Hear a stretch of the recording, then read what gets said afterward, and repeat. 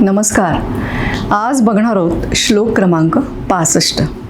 नको दैन्यवाणे जिणे भक्ती उणे, अतिमूर्खत्या सर्वदा दुःख दुणे, धरी रे मना आदरे प्रीतिरामी, नको वासना हेमधामी विरामी. महाराजांनी पण असं सांगितलेलं आहे की दैन्यवाणं जीवन कुठलं आहे, तर ते कुठलं आहे की जिथे रामाची भक्ती नाही आहे. म्हणजे थोडक्यात हा श्लोक वाचल्यानंतर सगळ्यात लक्षात जे मला असं वाटलं ते म्हणजे आपला फोकस कुठे पाहिजे. जे महाराज नेहमी सांगतात की भौतिक गोष्टींमध्ये तुमचं लक्ष केंद्रित करण्यापेक्षा तेच लक्ष तुम्ही रामाच्या चरणी वहा. म्हणून त्यांनी काय म्हटलं आहे, नको दैन्यवाणे जिणे भक्ती उणे.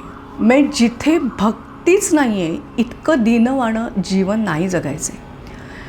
म्हणजे इथे कुठेही तुमच्याकडे असलेली आर्थिक सुबत्ता किंवा तुमच्याकडे काय काय मालमत्ता आहे, पैसा किती आहे, ह्या सगळ्यावरती तुमचं जीवनाचं जे काही विश्लेषण आहे ते केलेलं नाही आहे.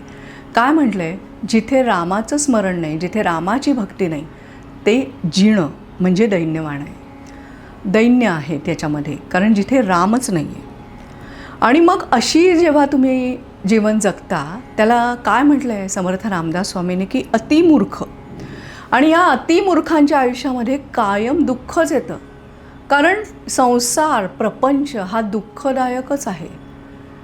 कोळसा जर आपण किती उगाळला तरी काळच होणार आहे. तसंच संसारामध्ये तुम्ही कितीही रमलात, आज एक इच्छा पूर्ण झाली म्हणून आनंद झाला म्हणून मन तुम्हाला थांबवत नाही, तर मन आणखीन पुढे पुढे तुम्हाला धावतं. आता ही झाली ना, आता ती इच्छा पूर्ण कर, ती नाही ती पूर्ण कर.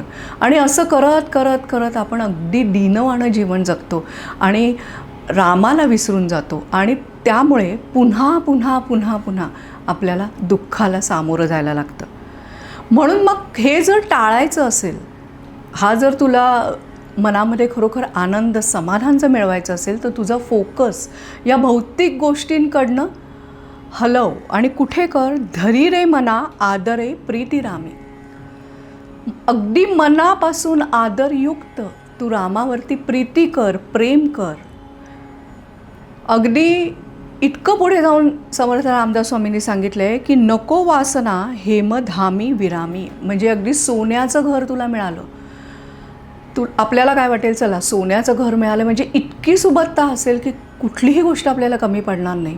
काहीही आपल्याला पाहिजे ते आपण घेऊ शकतो, पाहिजे ते करू शकतो.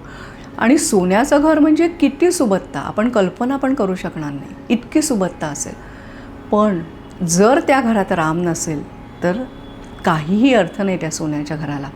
थोडक्यात तुमच्या मनामध्ये जर अजिबात रामाचं स्मरण नाही आहे, रामाप्रती तुमची श्रद्धा नाही आहे आणि शरणागती नाही आहे, तर कुठेही जा, काहीही करा, तुम्हाला ती शांतता मिळणार नाही.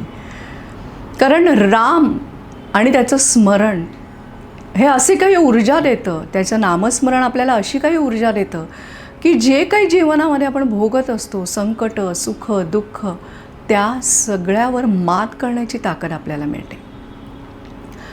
पूर्वस्मृती हिलिंग पद्धतीमध्ये सुद्धा जेव्हा या श्लोकाचा अर्थ थोडाफार लावण्याचा मी प्रयत्न केला, तर मुळात तुम्ही सतत जे नाही आहे त्याच्याकडे जर तुम्ही सतत विचार करत राहिलात किंवा लालसा, वासना, इच्छा, भौतिक गोष्टींमध्ये जर तुमची सतत असेल, तोच तुमचा फोकस असेल, तिकडेच तुमचं लक्ष केंद्रित असेल, आणि मग मागे कुठल्या तरी घडलेल्या घटनांमुळे केवळ प्रापंचिक सुख हीच जर तुमची धारणा असेल, तर तुम्ही पुन्हा पुन्हा पुन्हा दुःखातच बुडाल.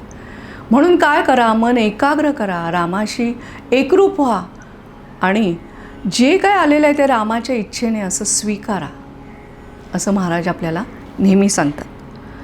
त्यामुळे सदैव आणि सदैव वेगवेगळ्या प्रकारे आपल्याला रामदास स्वामींनी हेच सांगितलं आहे की रामाची भक्ती कर, रामाच्या इथे तुझं लक्ष केंद्रित कर. आणि काय आहे, आपलं फोकस जर खरोखर अतिशय ऊर्जा देणाऱ्या सकारात्मक अशा गोष्टीकडे असेल, रामाचं रूप जर आपल्याला पूर्णपणे आपल्या मनामध्ये उतरलेलं असेल, तर आयुष्यामध्ये येणारी सुख, दुःख, संकट या सगळ्याच्या वेळी लागणारी जी मानसिक ताकद आहे ती आपल्याला सहज मिळेल. आणि म्हणून राम राम श्रीराम ह्याच्यावरच लक्ष केंद्रित करा. धन्यवाद.